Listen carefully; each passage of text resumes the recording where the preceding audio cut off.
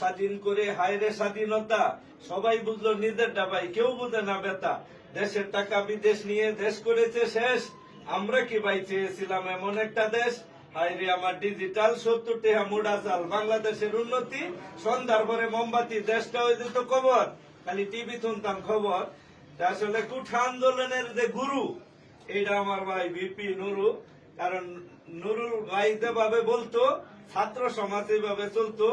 অনেক কইছে হামলা, অনেক কইছে মামলা, আমরা কি ভাই সন্ত্রাসী ঘর বাপদাতার কামলা?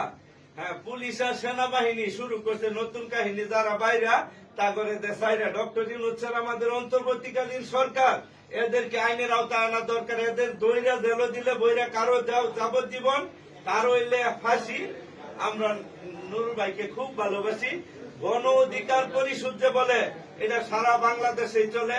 কারণ ভাইয়ের ন্যায় ভাব, মানব সেবা করা হয়েছে স্বভাব।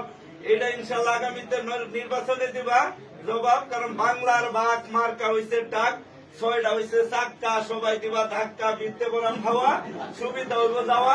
এই কারণে আমার এই যে প্রাণপ্রিয় ভাইয়ের কাছে আওয়া।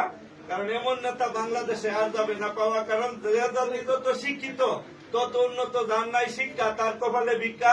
তোমরা তো এই বিষয়ে জানো, আবার কয়ে দিতেছি কানো। কারণ গেছে ফলাইয়া ভাবো, গেছে খোলাইয়া দাঁড়া, গেছে 12 তার হইতো না ফেরত।